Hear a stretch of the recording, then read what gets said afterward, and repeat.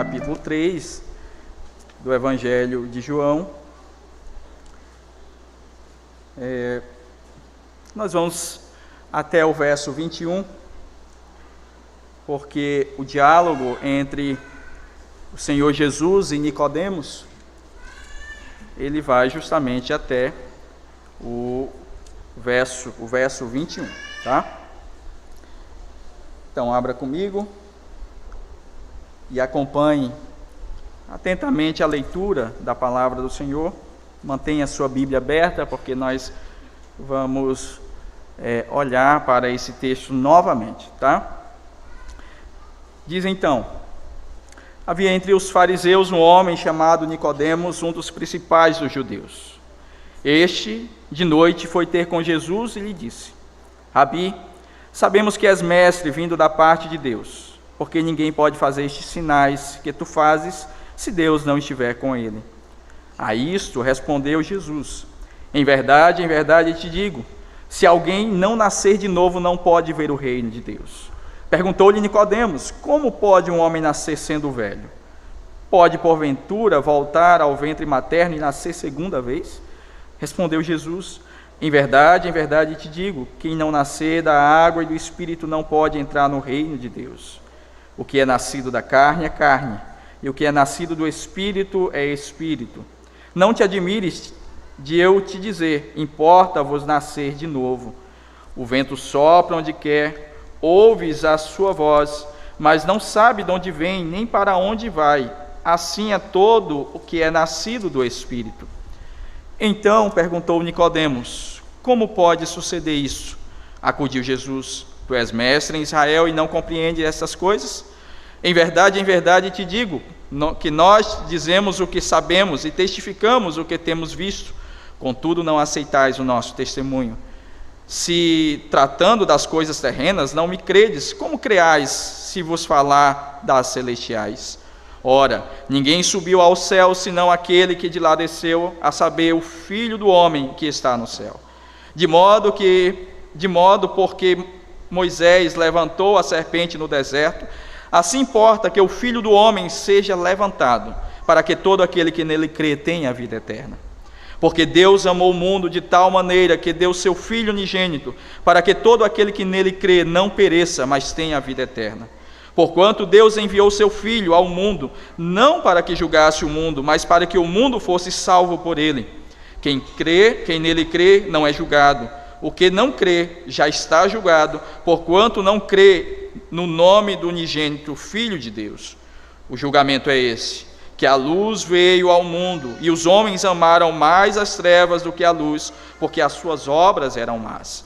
Pois todo aquele que pratica o mal aborrece a luz, e não se chega para a luz, a fim de não serem arguidas as suas obras.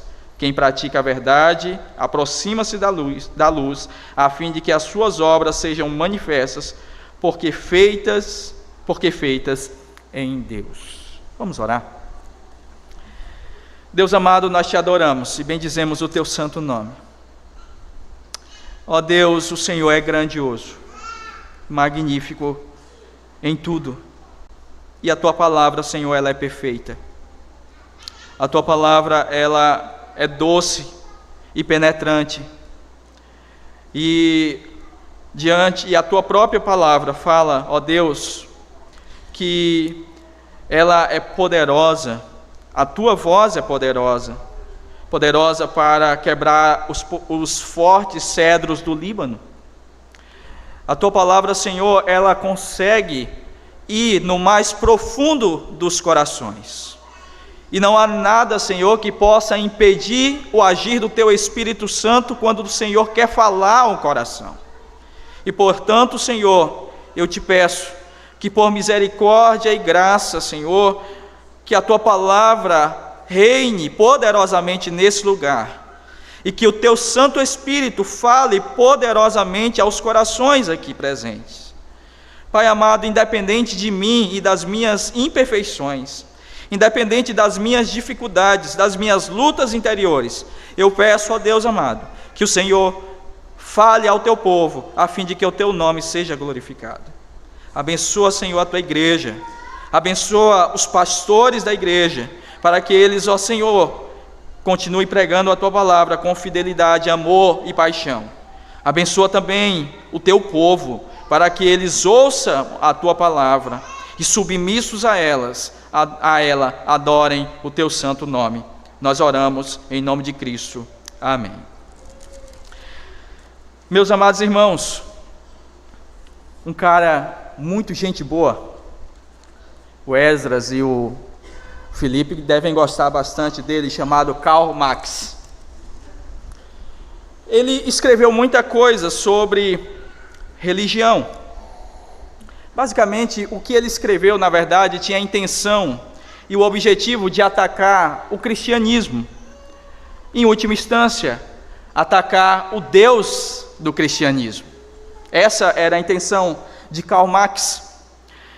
E ele fala algo interessante acerca da religião. É claro que aqui a gente tira os objetivos que ele tinha ao falar isso. Mas ele falava que a religião, ela serve para o povo como uma espécie de anestésico. Ou seja, as pessoas abraçam a religião para se livrar dos males dessa vida. Ele diz que a religião, na verdade, tem essa função de fazer com que as pessoas esqueçam ou consigam, de uma certa forma, conviver com as dificuldades que se tem nessa vida, com as lutas, as dores.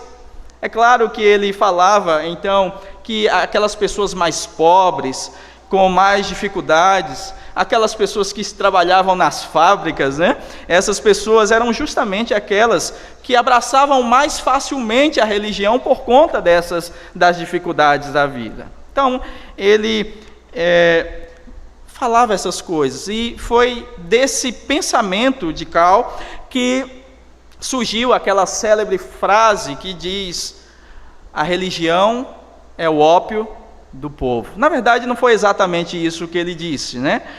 Porque a frase, ou o que ele falou exatamente, foi o seguinte: a religião é o suspiro da criatura oprimida, o coração de um mundo sem coração, assim como é o espírito de uma condição sem espírito, é o ópio do povo. Foi isso que Karl falou, na verdade, mas se propagou como sendo a religião é o ópio do povo, trazendo essa ideia de que as pessoas precisam da religião para se livrar das dificuldades. Bom, se nós desconsiderarmos o objetivo principal de Karl Marx ao falar sobre a religião, nós vamos até achar um certo sentido e perceber que, de fato, algumas pessoas abraçam a religião como um ídolo nos seus corações. De fato, tem na religião o auge, o ponto máximo da sua vida, ou algo que eles precisam para sobreviver. De fato, algumas pessoas abraçam a religião como um ídolo que ele precisa ter na sua casa e na sua vida. Claro, aqui, mais uma vez digo que nós precisamos editar o que Karl Marx fala, porque o objetivo dele é atacar o cristianismo, é atacar o nosso Senhor. E uma outra coisa interessante que nós precisamos entender quando nós falamos de religião, e talvez muita gente não entenda dessa forma, mas é que o cristianismo, ele não é uma religião. Uau, como assim? Mas eu aprendi na escola que era. Como não é religião? Cristianismo, na verdade, meus amados irmãos, o cristianismo bíblico, ou aquilo que a Bíblia traz para nós, para que nós entendamos o que é o cristianismo de fato. O cristianismo na verdade, o relacionamento do Deus Todo-Poderoso com o seu povo. É quando o Deus da aliança, ele escolhe se relacionar comigo, com Felipe e com cada um de nós. Isso é cristianismo. É quando aquele Senhor Todo-Poderoso, ele vai ao encontro da sua criatura e diz: eu quero ter um relacionamento contigo, eu quero me relacionar com você, eu quero ser o seu Deus, eu serei o seu Deus e você será o meu povo. Isso é cristianismo. E as pessoas às vezes não entendem isso. Cristianismo, nesse aspecto, não é uma religião, mas é, na verdade, um relacionamento de Deus com o seu povo. Nós precisamos entender isso. E eu queria, meus amados irmãos, novamente voltar ao texto que nós estamos analisando aqui, justamente para pegar essa tônica. O presbítero Alisson já deu uma boa introdução aí pela manhã, né? A gente agradece o esforço do nosso irmão, mas nós vamos tratar justamente esse texto sobre essa tônica da religião, da religiosidade, daquilo que nós abraçamos muitas vezes como sendo uma mera e simples religião, e nós precisamos entender de uma vez por todas que cristianismo não é uma religião, e sim um relacionamento com Deus. Nós precisamos entender isso. Mas antes, eu queria apenas trazer algumas coisas acerca do Evangelho de João. O Evangelho de João é um evangelho muito, muito interessante. Eu não sei se você já prestou atenção, e eu já falei isso outras vezes aqui, mas é um evangelho que não usa a palavra milagres. Na verdade, ele usa a palavra sinal. João não usa a palavra milagre. Você vai observar também que João, ele não vai relatar vários milagres. Ele relata apenas 7 milagres, ou 7 sinais, a quem ele diz que é sinais, né? E o objetivo é muito simples, ele está apontando para Cristo como sendo o Senhor, o Filho de Deus, o Messias prometido. É como se ele estivesse dizendo, olha, todos os sinais apontam para Cristo. É essa ideia de João. E é interessante, né? Por que 7? João gosta desse número, né? João gosta muito do número 7. Em Apocalipse, então, há muito número 7 aparecendo ali, justamente porque é um número que tem a ver com a totalidade, a plenitude. Ou seja, é como se ele estivesse dizendo que todos os sinais, eles por si só já indicavam que Cristo é o Senhor e que ele veio para se relacionar conosco. Uma outra coisa interessante é sobre algo que acontece no Evangelho de João. Ele vai, à medida que escreve, registrar uma certa tensão entre o Senhor Jesus e os principais grupos religiosos da época. É interessante quando você lê o Evangelho de João, porque você vai observar que, via de regra, sempre depois de uma palavra do Senhor Jesus, há um embate entre ele e os fariseus, entre ele e os grupos religiosos da época. João, ele vai registrar isso, ele vai falar, ele vai trazer isso para nós. Interessante também uma outra coisa no Evangelho de João, é o seu objetivo, e ele próprio fala desse objetivo.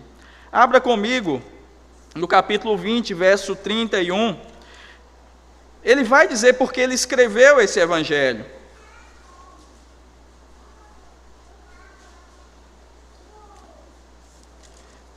(20, 31) diz o seguinte, vou ler o 30 também. Na verdade, fez Jesus diante dos discípulos muitos outros sinais, que não estão escritos nesse livro. Veja, ele admite que não escreveu muita coisa aqui. Estes, porém, foram registrados para que creais que Jesus é o Cristo, o Filho de Deus, e para que, crendo, tenhais vida em seu nome. Esse é o objetivo do livro. É para que nós vejamos que Cristo é o nosso Senhor, e para que, vendo isso, nós creiamos em seu nome, e para que, ao crer, tenhamos vida nele. Esse é o objetivo de João ao escrever o seu evangelho. Isso tudo tem muito a ver com o texto que nós temos em tela, e eu queria novamente olhar para ele. E eu dividi esse texto, ou essa nossa abordagem do texto, em 3 momentos específicos. O primeiro está do verso 1 e 2, que é o encontro do Senhor Jesus com Nicodemos. Depois do verso 3 ao verso 8, onde eu registro aqui como um choque de realidade: a religião não transforma ninguém. E depois nós vamos do verso 9 ao 21, onde temos aí que é uma triste verdade, né? A religião não leva ninguém a Cristo. Então, são essa divisão que nós fizemos aí, para que nós possamos olhar para esse texto. Evidentemente que, como o presbítero Alisson já pregou aqui pela manhã, nós não vamos nos deter em alguns aspectos desse primeiro momento aqui do texto, mas nós vamos apenas trazer algumas informações adicionais daquilo que o presbítero Alisson trouxe pela manhã, porque esses aspectos adicionais são importantes para a nossa abordagem, tá? Apenas por isso, senão não haveria nem necessidade, tá bom? Então, a primeira coisa, do verso 1 e 2, temos o encontro do Senhor Jesus com Nicodemos, e como já foi dito aqui pelo presbítero Alisson, tratava-se de um fariseu, um religioso, que tinha em alta conta as práticas dos rituais, dos ritos, da observância da lei de Moisés, e não somente da lei de Moisés, mas também da transmissão oral, de algumas transmissões orais que se tinha. Então os fariseus, eles diziam: olha, não, Moisés escreveu a lei, ele nos deu a lei, mas ainda há aí alguns registros orais dos nossos pais, e nós observamos isso. E como já foi dito também, a palavra fariseu significa santo ou separado, e tem muito a ver com aquilo que aqueles homens achavam de si mesmos. Eles se achavam santos, separados, pessoas que se destacavam na sociedade por conta do seu status moral, da forma como eles olhavam para as pessoas. Eles olhavam para as pessoas de cima para baixo, porque eles eram os melhores. Eles observavam a lei. Nem todos os fariseus eram ricos, tá? Ao contrário do que muita gente pensa, alguns fariseus, os fariseus de fato ricos, e aqueles que ocupavam um lugar de destaque na sociedade, principalmente no Sinédrio, que era o caso aqui de Nicodemos, certamente, possivelmente, era porque eles também eram escribas, ou seja, eles dominavam tanto a escrita, né?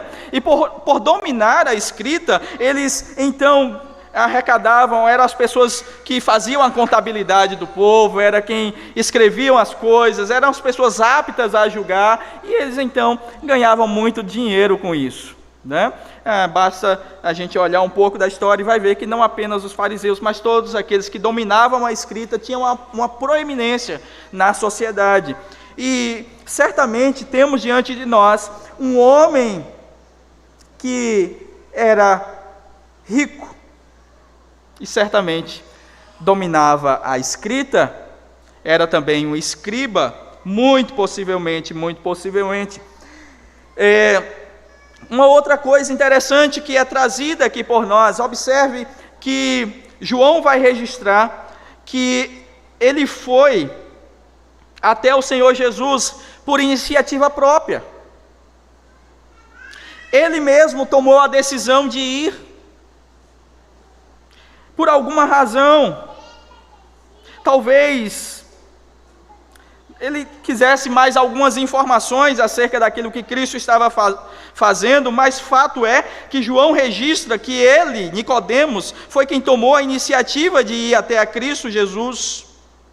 É claro que talvez houvesse uma razão humana para isso, mas com certeza havia uma razão espiritual, eterna. Na verdade, na eternidade havia sido escrito que aquele homem naquele dia deveria ir ao encontro de Jesus. Na verdade, o que nós muitos de nós desprezamos é que aqui está um relato e um registro da providência de Deus que atrai o homem a Cristo. É isso que temos aqui. Mas também observe que João registra no verso 2, que ele foi até o Senhor Jesus à noite.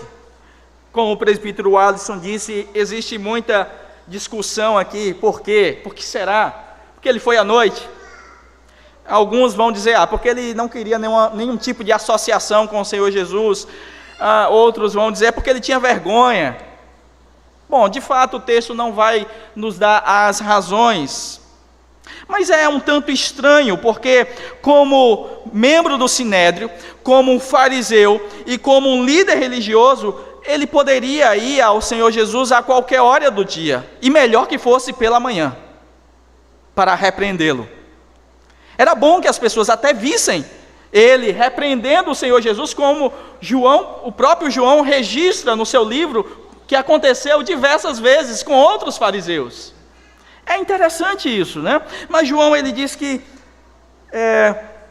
ele foi à noite, e eu tenho uma teoria para isso.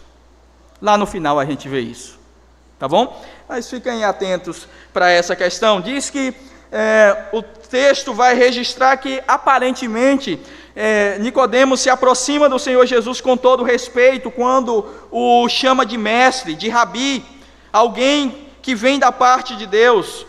E João vai dizer que Nicodemos usa até a palavra sinais, né? Aí para dizer que ele, de uma certa maneira, reconhece a autoridade do Senhor Jesus. Não há dúvida aqui que ele se aproxima do Senhor Jesus de uma forma muito respeitosa, reconhecendo de uma certa maneira a sua autoridade. Mas também é importante notar algo muito interessante aqui, porque quando ele diz que ele é mestre, ele é vindo da parte de Deus, aqui não há nada de fenomenal, porque no contexto daquela época, todos aqueles que estavam aptos a ensinar eram tidos como pessoas vindas da parte de Deus, pessoas cheias de sabedoria, pessoas que estavam aptas para isso, pessoas que recebiam esse dom da parte do Senhor. Eles estavam aptos a fazer isso. Evidentemente que esse encontro aqui, ele se deu, e talvez tenha sido isso que tenha chamado mais a atenção de Nicodemos. Ele se deu depois que o Senhor Jesus realizou um milagre nas bodas de Caná. Talvez ele falou, esse cara está ensinando aí coisas maravilhosas, e ainda mais, ele faz sinais grandiosos, eu preciso lá ver o que é que está acontecendo. Talvez tenha sido isso. Então nós vemos aqui, meus amados irmãos, esse primeiro momento, que é esse encontro do Senhor, de Nicodemos com o Senhor Jesus, mas até aqui não há da parte de Nicodemos uma certeza clara de que ele estava diante do Messias, do rei, do grande Messias, daquele que havia sido prometido. Talvez ele tenha ido até o Senhor Jesus apenas para pegar algumas informações adicionais. Talvez tenha sido isso. É possível que tenha sido. Mas ele ainda não havia enxergado o Messias. Ele ainda não havia enxergado a Jesus como sendo o Senhor da sua vida. Isso é muito claro. Isso é nítido, isso é evidente. Então esse é um encontro interessante.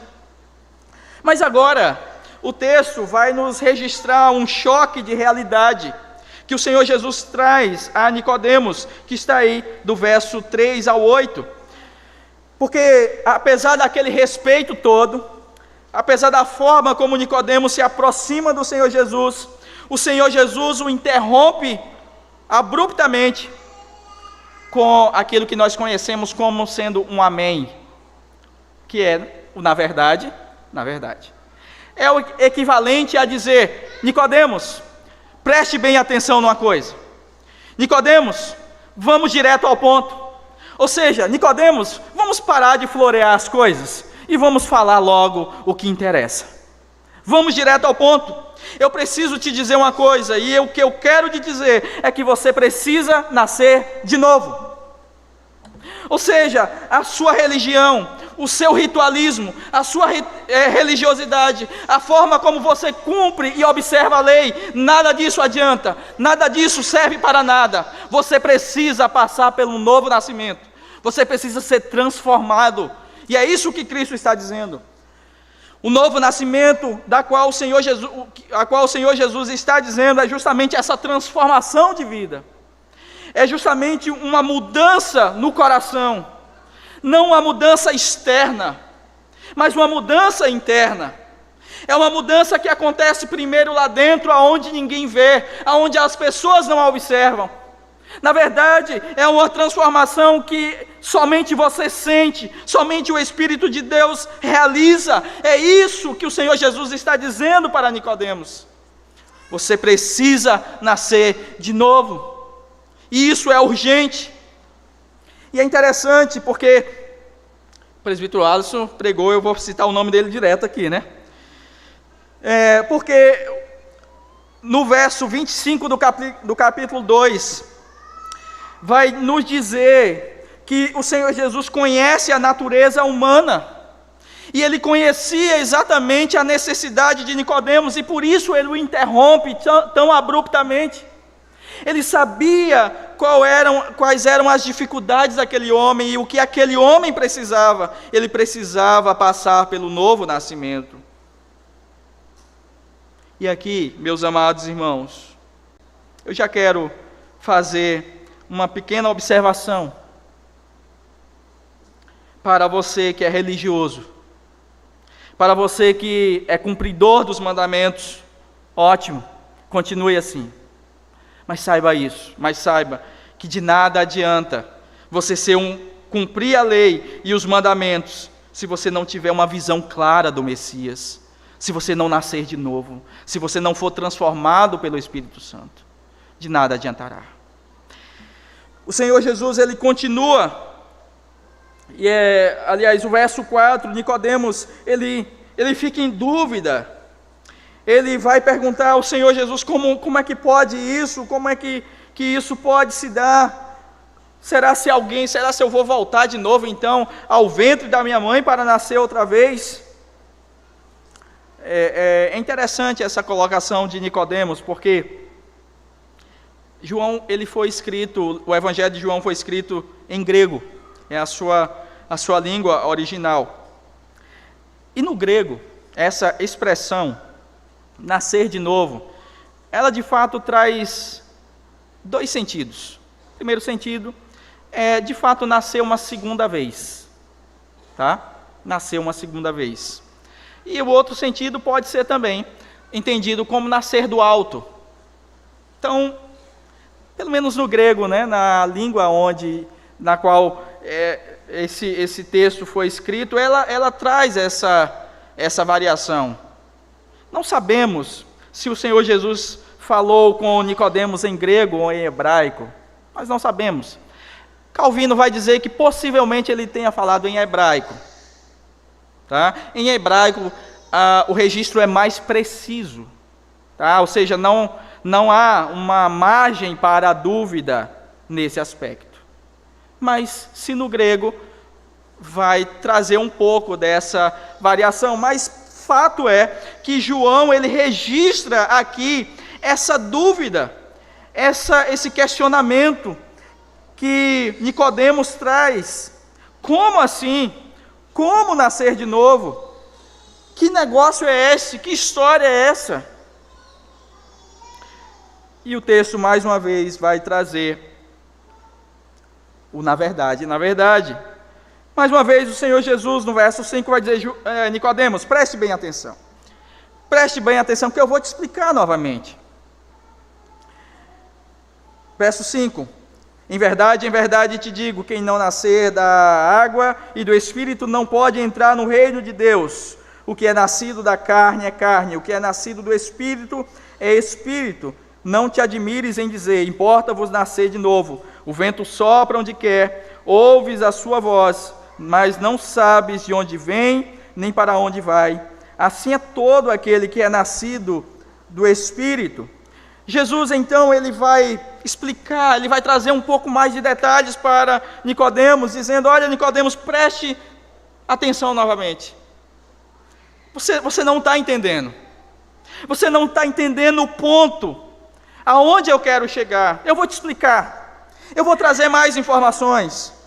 E ele vai dizer: olha, quem não nascer da água e do Espírito não pode entrar no reino de Deus. Não pode fazer parte desse reino. No primeiro momento, o Senhor Jesus disse: você não pode ver, né? Aquele que não nascer de novo não pode ver o reino de Deus. E agora ele vai dizer: aquele que não nascer da água e do Espírito não pode entrar.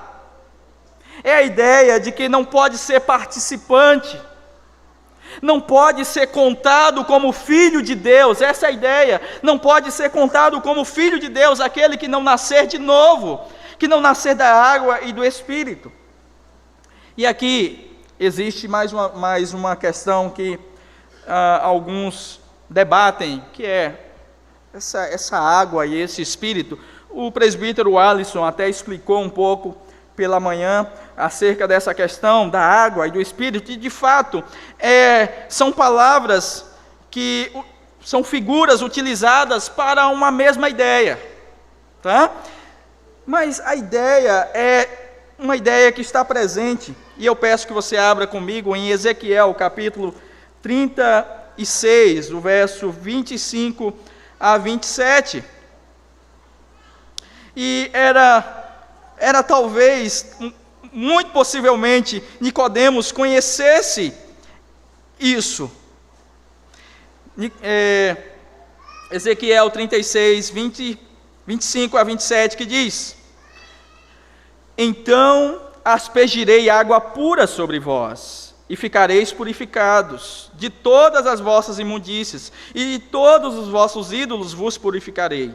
Dar-vos-ei coração novo, e porei dentro de vós espírito novo. Tirarei de vós o coração de pedra, e vos darei coração de carne.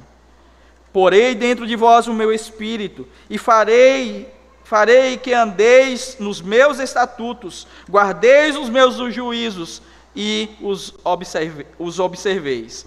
Então, essa é a ideia que o Senhor Jesus está trazendo aqui, de uma renovação, de uma purificação, de uma transformação, de uma mudança de coração.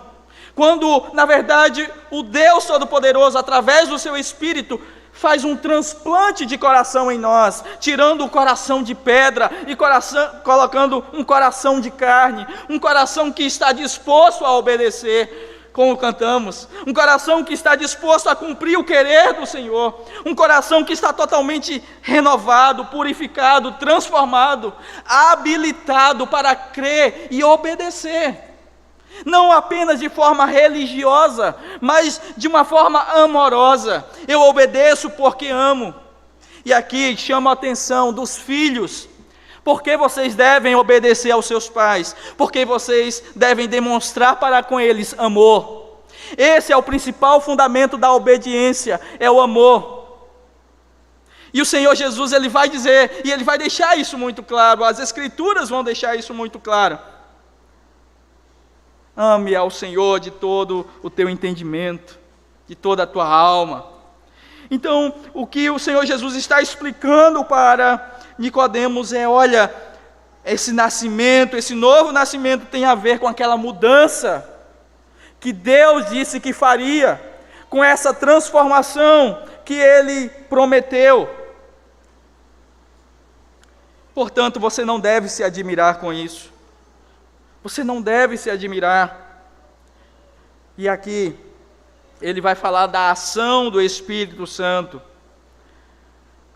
comparando ao vento que sopra onde quer, aonde nós não sabemos a sua origem, ou o seu destino, mas sabemos que ele age, que ele está presente. E ele vai dizer assim: é o Espírito. Assim se dá o nascimento do Espírito. Não é algo programado, não é algo que se faz, não é algo que a religião promove, não é algo que você pode escolher fazer ou não fazer, mas é uma obra do Espírito Santo. É Ele quem opera, é Ele quem faz, é Ele quem faz nascer de novo, não é você. Então essa ideia que você tem de voltar ao ventre materno, esqueça isso. Está equivocado. O nascer de novo tem a ver com a ação de Deus, com essa transformação que Ele promove na vida daqueles a quem Ele quer transformar. Ah, meus amados irmãos,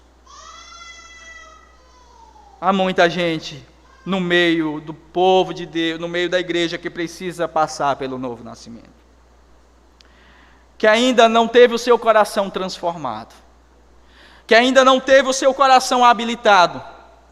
São pessoas que frequentam os cultos, estão aqui religiosamente todos os domingos, todas as semanas, mas não foram transformadas ainda. Pessoas que acham que o simples participar da EBD ou das atividades das sociedades internas faz deles, de fato, filhos de Deus, e isso está equivocado. Não é porque você é presbiteriano, batista, metodista ou qualquer outra denominação que faz você um filho de Deus. O que faz você de fato um filho de Deus é a transformação que ocorre no coração. É quando de fato o Senhor tira o coração de pedra e põe um coração de carne, um coração disposto a obedecer, a cumprir todos os seus mandamentos.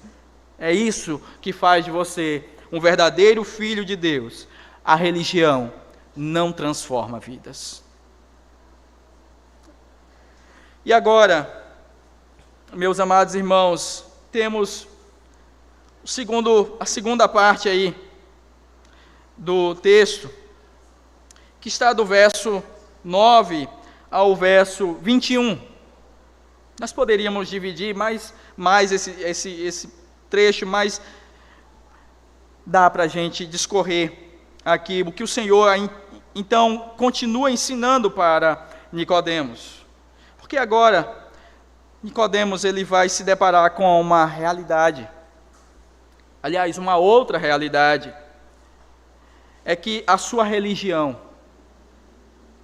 o seu zelo pela lei, não eram capazes de abrir os seus olhos para que ele de fato contemplasse a glória do Messias. Ou seja, se Nicodemos se guiasse simplesmente pela religião, ele jamais conseguiria ver e contemplar a glória do Messias. Olha como o Senhor Jesus vai ensinar a Nicodemos. Observe, no verso 9, diz que Nicodemos, ele diz, como assim? Como vai suceder essas coisas? Que negócio é esse? Que história é essa? De espírito, do Espírito agindo, do novo coração, dessa transformação? Que história é essa? Alguns comentaristas vão dizer, e dentre eles está João Calvino, quando ele comenta essa passagem. Alguns vão dizer que aqui há uma espécie de pergunta irônica da parte de Nicodemos. É como se ele estivesse dizendo assim, é um equivalente a que negócio é esse? Vem cá, que história é essa? Né? É mais ou menos isso, e é interessante porque talvez esses nossos irmãos que comentaram esse texto tenham razão na sua observação com relação a essa questão, justamente por conta da resposta que é dada logo em seguida, aonde o Senhor responde com uma pergunta dizendo, vem cá, você não é mestre em Israel? Você não é mestre em Israel? Você não entende essas coisas? E a lei? E a sua observação da lei? E a sua religião? E o cumprimento de todos os rituais? E a sua espera pelo Messias? Você não entende? Você não está entendendo o que eu estou falando? Pois eu vou te explicar. Eu vou te falar, eu vou entrar nos pormenores da questão. E então o Senhor vai dizer, veja o verso 11, quando o Senhor Jesus ele vai evocar, ele vai chamar aqui o testemunho dos profetas do Antigo Testamento, da lei, daquilo que para onde a lei apontava, quando ele diz: em verdade te digo, que nós dizemos o que sabemos e testificamos o que temos visto, contudo não aceitais o nosso testemunho. O que está acontecendo aqui é que o Senhor Jesus, e ele se coloca como grande profeta, ele está evocando aqui o testemunho dos profetas e do Antigo Testamento, ao dizer: a lei testifica, os profetas falam, as Escrituras anunciam, e mesmo estando tão evidente, e mesmo os sinais estando tão claros, você não consegue enxergar, você não consegue ver, você não consegue perceber. E o que ele não conseguia perceber era algo muito, muito interessante: é que o Messias já estava diante dele, é que ele estava frente a frente com o Messias, é que aquele de quem os profetas falavam, aquele para quem as Escrituras apontavam, estava ali, justamente diante dele, e ele falava cara a cara, mas ele não conseguia enxergar, porque Cristo não era apenas um grande mestre, ele não era apenas alguém que realizava grandes coisas, mas ele era o próprio Filho de Deus. E é por isso que João, ele usa lá no início, dizendo: ninguém pode fazer os sinais que você faz. Mas, apesar dos sinais, Nicodemos não conseguia enxergar. E o Senhor Jesus, ele vai continuar essa sua resposta, dando mais detalhes para Nicodemos. Veja, quando ele diz: se tratando das coisas terrenas, não me credes. Como creeis se vos falar em coisas celestiais? Ou seja, se eu progredir em lhe falar coisas ainda mais maravilhosas, você não vai entender, você não vai compreender. E ele agora vai dizer: olha, ninguém subiu ao céu senão aquele que de lá desceu, a saber, o Filho do Homem. E ele vai continuar falando agora, não apenas do Filho do Homem, mas do seu sacrifício. E observe mais uma vez, que ele vai evocar um episódio que aconteceu com Moisés, algo que Nicodemos conhecia muito bem, um episódio que todos os fariseus conheciam muito bem. E ele vai dizer: olha, você lembra do episódio que aconteceu no deserto, quando o povo de Deus reclamava, querendo água, como dizia a minha avó, apurrinhando a vida de Moisés, né? O povo enjoado. Então você lembra daquele episódio que o Senhor então envia serpentes para que mordesse o povo, e o povo morresse ali no deserto, e Deus então dá instruções a Moisés, dizendo: faz uma serpente de bronze, e ergue no meio do povo, e diz a eles que eles precisam olhar para aquela serpente, e todos aqueles que fitarem os olhos na serpente, ainda que sejam mordidas, picadas pelas serpentes venenosas, eles serão salvos. E o que o Senhor Jesus está dizendo, ele está fazendo uma alusão ao seu sacrifício, à sua obra, aquilo que ele realizaria, porque ele vai dizer: assim importa que o Filho do Homem seja levantado. Ou seja, Nicodemos, a sua religião e a forma como você espera o Messias está equivocada, porque ele vem de uma forma diferente. A sua vitória se dará de uma maneira diferente, de uma maneira que vocês não esperam, de uma maneira que vocês não aguardam. Ele será levantado, e todos aqueles que quiserem ser salvos precisam olhar para ele, precisam fitar os olhos nele. E é o que ele diz justamente no verso 15, quando diz: para que todo aquele que nele crê tenha a vida eterna. Ou seja, o que o Senhor Jesus está dizendo para Nicodemos é: o novo nascimento é importante, ele deve acontecer, mas ele vai trazendo coisas em anexo. Ou seja, não há novo nascimento sem que você creia no Messias, sem que você olhe para Ele, sem que Ele seja o seu Senhor e Deus, sem que você tenha um relacionamento pessoal com Ele. Não existe novo nascimento dessa maneira. Não existe novo nascimento sem Cristo. Não existe novo nascimento à parte de Cristo. Como eu disse, o cristianismo é um relacionamento entre Deus e o seu povo. E o Senhor Jesus, Ele vai dizer algumas coisas mais para Nicodemos. Observe agora o texto que todo mundo conhece. Ele vai falar agora do amor grandioso de Deus, de que esse novo nascimento, ele não é uma obra humana. Ele vai bater nessa tecla, ele vai registrar isso, e ele vai dizer que o novo nascimento é uma obra de graça, é uma obra de misericórdia, é uma obra de amor. É Deus amando o seu povo. Isso é o novo nascimento. É Deus amando o seu povo. O novo nascimento é justamente o amor de Deus sendo derramado abundantemente sobre as nossas vidas. Quando Deus nos ama, quando Ele nos escolhe, Ele nos transforma, Ele nos faz seus filhos, Ele nos aproxima de si. E Ele vai dizer isso, ao registrar: porque Deus amou o mundo de tal maneira que deu seu Filho unigênito, para que todo aquele que nele crê não pereça, mas tenha a vida eterna. E o Senhor Jesus não estava falando para Nicodemos de um amor filosófico, de um amor teórico, mas de um amor materializado, de um amor que se fez carne e habitou entre o seu povo, de um amor que tinha nome e tinha aparência, de um amor que estava ali diante dele.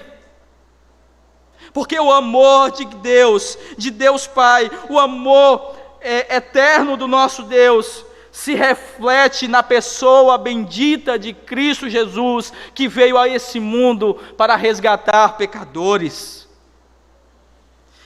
para salvar aqueles que estavam imersos no pecado, mergulhados no pecado. João vai registrar isso nesse encontro. E o Senhor Jesus vai continuar dizendo para Nicodemos que o Filho de Deus veio a esse mundo para salvar. E parece estranho, né? Porque em determinado momento, parece que aquela ideia do Deus é amor e vai salvar todo mundo, parece que está por aqui, né? Porque no verso 17, quando diz assim: porquanto Deus enviou seu Filho ao mundo, não para que julgasse o mundo, mas para que o mundo fosse salvo por ele. Aí todo mundo diz: amém, né? Ótimo, o mundo inteiro vai ser salvo. Não, calma. Não é bem assim. Não é bem assim. Porque, de fato, todo aquele que crê no Filho do Homem, todo aquele que olha e reconhece o Senhor Jesus como Senhor e Deus, aquele que recebe no seu coração a operação do Espírito Santo e é transformado numa nova criatura, essa pessoa crê em Cristo, vê a Cristo, portanto, ele é salvo. Logo, não vai ser condenado. E é justamente sobre isso que o Senhor Jesus está falando para Nicodemos, quando no verso 18 em diante ele vai dizer: quem nele crê, não é julgado. O que não crê já está julgado, porquanto não crê no nome do unigênito de Deus. Ou seja, o Senhor Jesus está deixando muito claro: olha, todos aqueles que creem são salvos. Aqueles que não creem rejeitam o amor de Deus, não reconhecem, simples assim. Aqueles que não creem no amor, no Filho de Deus, rejeitam esse soberano amor, esse amor maravilhoso vindo da parte do Senhor Deus. E essa crença, esse crer no Filho, esse enxergá-lo, não é promovido pela religião. Na verdade, é uma obra espiritual que acontece nos corações. E agora, finalizando, lembram da minha suspeita que eu estava falando da noite, né?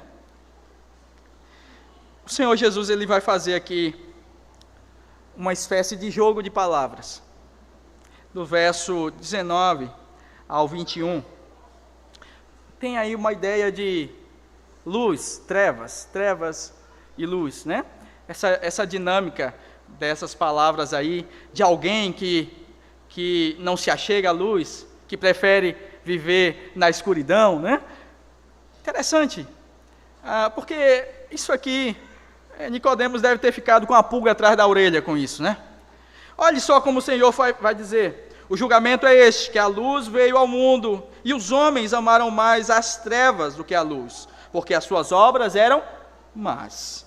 Pois todo aquele que pratica o mal, aborrece a luz, e não se achega para a luz, a fim de que não serem arguidas suas obras. Quem pratica a verdade, aproximando-se da luz, a fim de que as suas obras sejam manifestas, porque feitas em Deus.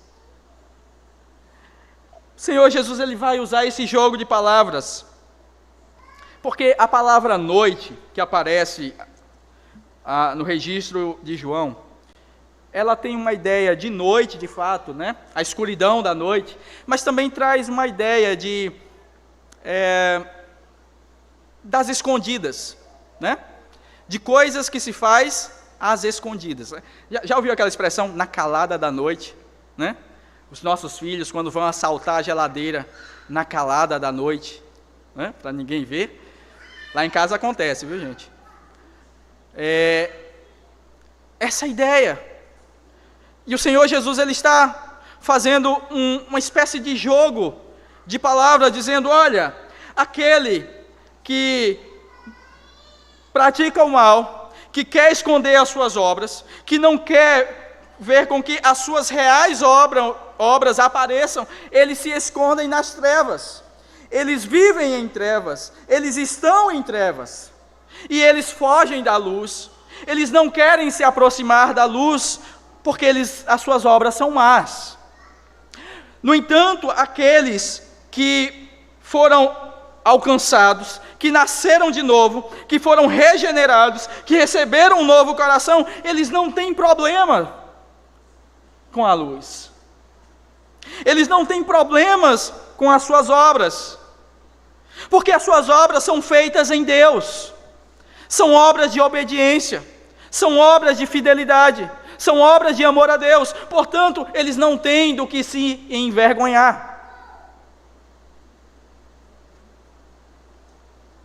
Mas todos aqueles que escondem alguma coisa na sua vida, no seu coração, vão se esconder atrás da religião, vão se esconder atrás da hipocrisia, a ponto, com o objetivo de esconder as suas más obras, a sua conduta e índole ruim. Todos aqueles que fazem as coisas às escondidas, pensando que ninguém vê, engana-se, porque o Senhor, Deus, sabe e vê todas as coisas. Eles sempre escolherão as trevas, eles sempre optarão pela mentira ao invés da verdade, eles sempre optarão por esconder as suas más obras. Mas aqueles que passaram pelo novo nascimento entendem que podem se aproximar da luz com tranquilidade e viver uma vida plena diante do Senhor, porque as suas obras são feitas em Deus. Meus amados irmãos, algumas aplicações aqui para as nossas vidas. A primeira, existe muita gente vivendo sobre a farsa da religião. São pessoas que confessam a Deus com sua boca, mas o seu coração está longe dele. Assim como declarou, escreveu o profeta Isaías, trata-se de pessoas hipócritas, de culto, que prestam um culto hipócrita e mentiroso. Um culto que desagrada ao Senhor, que não honra o seu nome, porque é um culto recheado de hipocrisia da religião vã, da religião mentirosa. Há muita gente que criou o ídolo da religião para si e adora a religião ao invés do Salvador. Adora ao presbiterianismo ao invés do Salvador. Ou adora qualquer outra denominação ao invés do Salvador. Se você é um desses, sinto lhe dizer, mas você vai para o inferno como qualquer um outro. A segunda aplicação, novo nascimento é mudança de vida. Mudança total, inteira, integral. É quando, de fato, o Senhor muda o nosso coração, muda as nossas intenções. Novo nascimento traz para nós a vergonha e o repúdio pelo pecado. Nós sentimos nojo do pecado. E João, nas suas cartas, você vai encontrar em 1ª, 2ª e 3ª carta de João, ele batendo na tecla, que os filhos de Deus não vivem pecando. Quem vive pecando são filhos do diabo. Não passaram pelo novo nascimento. Ele é muito claro, as Escrituras são muito claras com relação a isso. Portanto, o novo nascimento é uma mudança total, integral de vida. Não existe mudar apenas alguns aspectos. Não significa dizer que eu sou que eu nasci de novo e vivo mergulhado na mentira, mergulhado na prostituição, mergulhado na pornografia e outras coisas mais. Na verdade, meus amados irmãos, devemos entender que o pecado às vezes acontece na nossa vida, de fato acontece. As Escrituras nos falam acerca disso e diz que elas vão deixar claro que isso não é uma prática, isso é um acidente. E quando nós pecamos, nós nos envergonhamos, nós nos aproximamos diante de Deus, batendo no nosso peito, dizendo: tem misericórdia de mim. E as Escrituras vão nos dizer que quando isso acontece, nós temos um advogado, Jesus Cristo, o justo. Ele nos perdoa os nossos pecados. Quando nós somos regenerados, transformados, que o pecado é para nós algo repugnante, o Senhor tem prazer em nos perdoar, porque nos arrependemos. Alguns lembram de uma frase, acho que atribuída a João Calvino, Lutero, não lembro ao certo, que ele fazia uma oração na qual dizia: Senhor, me ajuda a me arrepender dos meus falsos arrependimentos. É aquele arrependimento do desculpa, foi mal. Isso não é arrependimento. Arrependimento é mudança, é voltar atrás, é fazer como o Senhor Deus, lá no livro de Apocalipse, quando fala da carta em Éfeso, ele diz: arrepende-te, volta à prática das primeiras obras, veja onde você caiu e arrepende-te. Ou seja, veja onde você pecou e volta atrás, muda o curso da sua vida, muda a trajetória. Novo nascimento é isso. Conversão é mudança total de vida. E você sabe por que é? Porque novo nascimento é a obra do Espírito Santo. E o Espírito Santo, ele não comunga com o pecado. Como diria os mais jovens, né? Se ligou? Porque o novo nascimento é obra do Espírito Santo. É Deus operando no coração. Mas uma aplicação, nós precisamos entender que Deus dispensou o seu amor para nós outros. E o seu amor ainda está disponível. Jesus Cristo é a expressão máxima do amor de Deus. E todos os pecadores podem olhar para Ele e achar e encontrar nele salvação para as suas vidas. Não é a religião. A religião não salva você, não vai salvar você. Mas Jesus Cristo sim. Porque não existe outro nome dado entre os homens pelo qual importa que nós sejamos salvos. Somente o nome de Cristo. Só Ele salva. Mais ninguém, mais nada. Não existe salvação à parte de Cristo. Não existe salvação fora de Cristo. O único caminho para a salvação, a única entrada que se tem ao reino de Deus, a única porta pela qual se pode entrar no reino de Deus, se chama Jesus Cristo. E Ele é a expressão máxima do amor de Deus para conosco.